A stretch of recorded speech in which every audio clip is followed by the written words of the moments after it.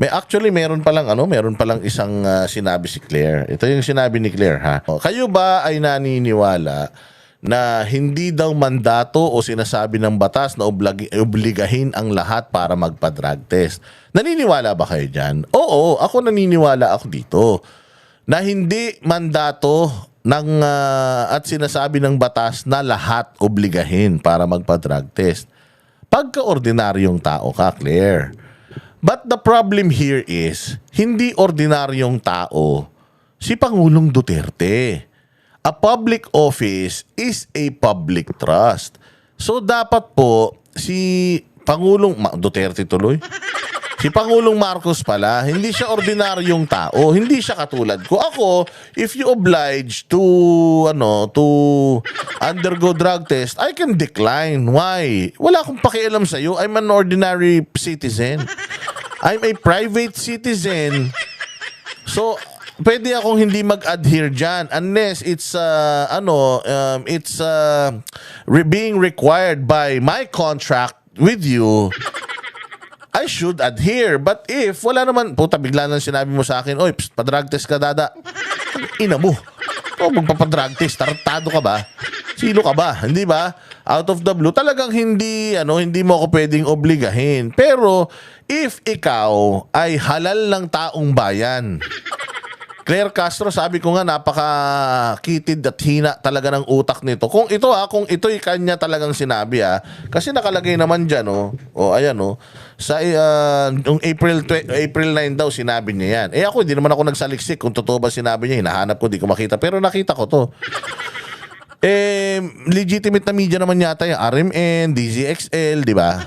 So ibig sabihin, ano naman to? Hindi daw mandato at kasi nga tinanong nga ang Pangulo. Sabi ko nga, itong sinabi niya na to, according sa batas, tama talaga yan. Hindi, kung ako, i-require mo, hindi talaga. Kung halimbawa, mag-a-apply ako ng trabaho and yung ina-apply ako ng trabaho requires me or requires a positive or negative drug test result, kailangan ko magpa-drug test, hindi ba? Ngayon, sasabihin niya, ano ba ang kailangan kapag ikaw ay nag-apply bilang presidente? Malinaw naman doon sa COMELEC ruling na kailangan you are eligible to run for office basta marunong kang magbasa, magsulat, marunong kang siguro mag-mathematics ng konti. At ikaw ay Pilipino, yun lang naman ang requirement. Wala naman requirement doon na kailangan mag-positive ka o mag-negative ka sa drug test. Yun lang naman hindi ba? Tama rin naman yun. Pero, ang tanong, papayag ka ba, Claire, na yung driver mo, kasama mo, yung buong angkan mo, yung driver nyo sa excursion, bangag, sabog, lasing? Hindi naman siguro, hindi ba? So ito kasi, ang problema kasi dito, Claire, ang presidente natin, siya ang may hawak ng ekonomiya. Di ba? Yan ang may hawak ng ekonomiya. Pangalawa, yan ang may hawak ng lahat ng mga ahensya ng pamahalaan. Department of Agriculture, Department of Health, Department of Justice. Baga lahat ng mga ahensya that keeps us civilized. That keeps us safe. Armed Forces of the Philippines, Philippine National Police. Meron siyang ganung kapangyarihan. And do you think a person that powerful should be sober? Yun ang question. Because if yes, then dapat i-require natin sa lahat ng mga namumuno sa Pilipinas na magpa-drug test at malaman natin na hindi sabog, hindi lasing. Takin mo, we are talking about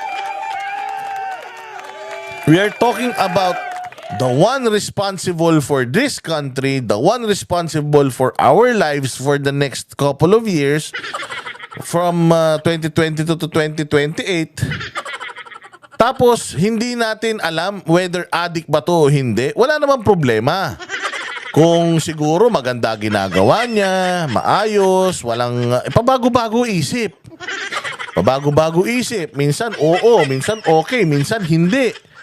Sabi, hindi magpapa-ICC, biglang pina-ICC si Pangulong Duterte. Sabi, walang pinasok na baril, pero nakita mo doon sa KOJC, daming baril. So, ang dami ng mga instances na ito utal-utal na. Pag ini-interview mo, dumudugo na yung bunganga. Kapag ka nagsasalita. So, I mean, it is high time para talagang i-require natin sa mahal nating Pangulo na to undergo tests para matapos na tong usapin ng pagdodroga. Now,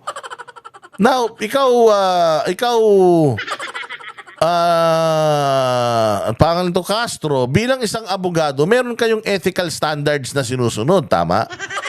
And if ang isang abogado addict, anong ginagawa nyo? Pinadidisbar nyo, tama? Why?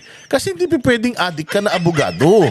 Kasi nga, pinagtatanggol mo ang mga kliyente mo tapos sabog ka. So, di ba pinadidisbar nyo yan? O, pag kumukuha tayo ng driver's license, hindi ba pinakukuha tayo ng drug test? Kuha tayo ng LTAP, yung mamay-ari ng baril. Hindi ba pinapakuha tayo ng drug test, neuropsychiatric test. O, tapos ito, presidente ng Pilipinas, hindi siya pwedeng ipa-drug test. Una sa lahat, hindi po siya pribadong tao. Kung siguro hindi siya presidente, putang ina, kahit ubusin niya lahat ng shabu sa Pilipinas. Lunukin niya, putay, suksok niya sa tumbong niya, ipasok niya sa butas ng ilong niya, kahit puro bato pa yan, walang problema yun. Kahit ikamatay niya okay lang. Kasi pribadong tao yan. Pero kung ikaw ay ibinoto ng mamamayan, ikaw ay presidente ng bansang Pilipinas o bansang nasasakupan mo, kailangan mong patunayan na ikaw yung pinakamalinis na tao sa buong mundo. Malinis sa korupsyon, una. Pangalawa, malinis sa masamang bisyo. So bakit mo kailangan ipagtanggol, Castro? Hindi ba? Ikaw ba naniniwala? Dito sa statement mo na to, it's as if meron kang pinagtatakpan eh. Ikaw ba sa sarili mo, Franz Castro? Ikaw ba, Claire Castro, sa sarili mo, naniniwala ka hindi adik ang presidente natin?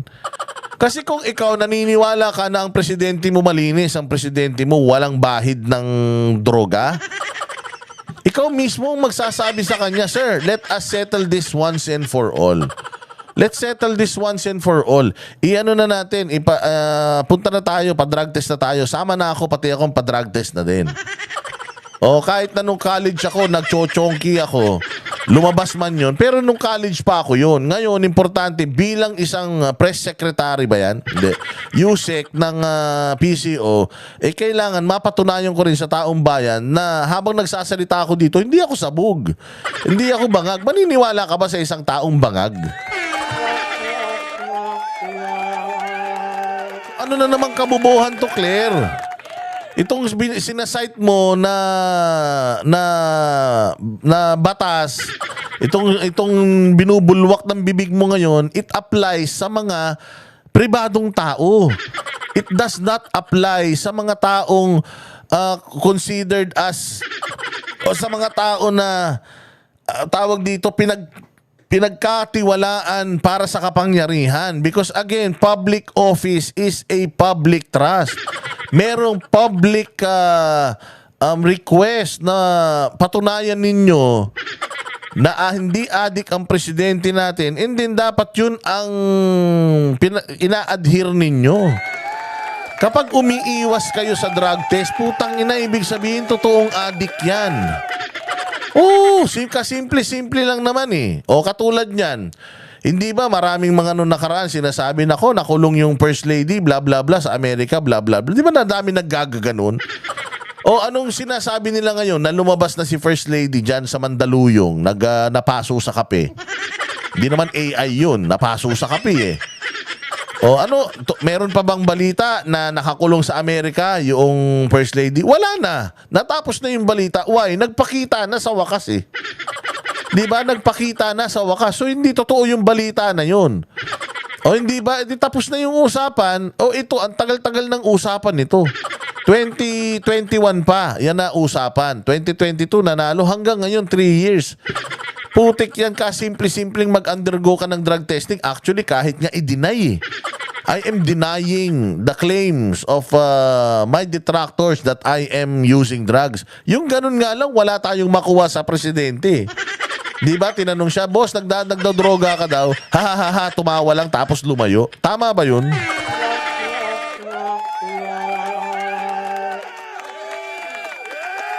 Maling-mali yun, madam.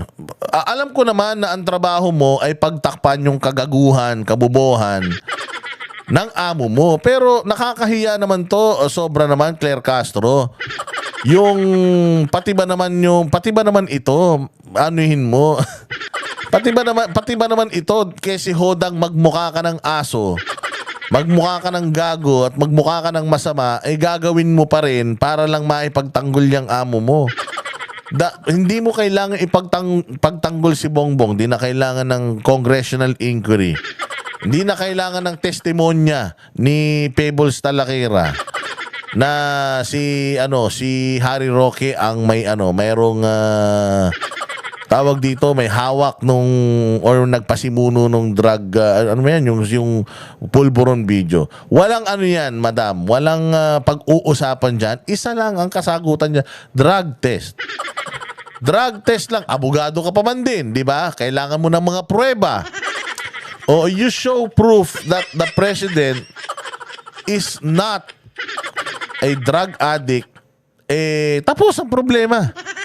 Yun lang, tapos na problema. Pero the more na iniiwasan nyo ito, the more that you are declining a drug test for the president, it only shows na pwede kaming magpatugtog ng mga ganitong tugtog. Pwede kaming mag-akusa na siya ay sabog. Kasi hindi naman kayo gumagawa ng paraan para patunayan na hindi naman talaga siya sabog. Hindi yan mandato o sinasabi ng batas na obligahin ng lahat. Hindi lahat inuobliga. Ang inuobliga lang po dito ay ang presidente ng Pilipinas, Claire Castro. Puta, ano na nangyari sa utak mo? Bakit parang naging naging robot ka na? Utangin na, pati ba kaluluwa mo, ibinenta mo na kay Bongbong Marcos? Pati ba naman bayan mo, pati ba naman boses ng mga nakakarami sa Pilipinas?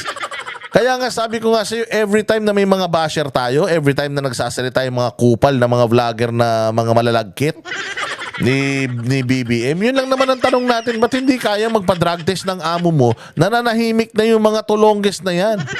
Because they themselves know na putang ina, ngimi ng ngimi yan. Dumudugo bunganga niyan. May naiiwan na pulbos sa ilong niyan. Di ba? Hindi natin sinasabing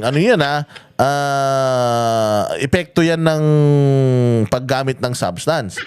Pero that is something that's really questionable, that raises question. And para matapos na lahat ng issue na to, the only way is to undergo hair follicle test.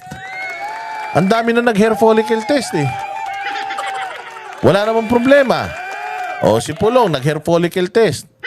O sinasabihan pa ba si Pulong na addict? Hindi. Bakit? May resulta na siya na hindi siya gumagamit ng droga eh. O hindi ba? Ganun lang naman yun. Di ba noon sinasabi ni Trillanes, drug lord si Pulong? Putangin na, paano ka magiging drug lord kung hindi ka man gumagamit ng droga? Anak ng tinapay, nagbenta ka ng tapsilog tapos yung produkto mo hindi mo tinitikman kung masarap ba o hindi.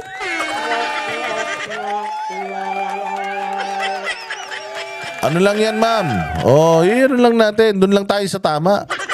Anak ng tinapay kayo, puros kayo kabulastugan, madam. Wag nyo ibenta yung kaluluwa nyo sa demonyo. Dahil lang nagtatanggol sa satanas, mas satanas pa.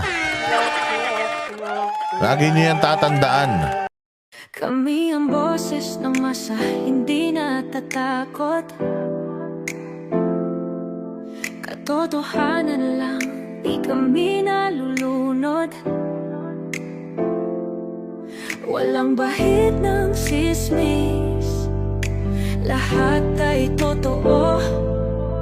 Kahit sino ka pa, pag mali ka babanatan ka. Walang pinipili kulay, wala kaming kinikilingan. Basta para sa bayan, kami lalaban. Pagtama palakpakan, pag mali banatan. Di matitinag, di matatakot, para sa bayan tuloy ang sigaw. Sa harap ng kamera,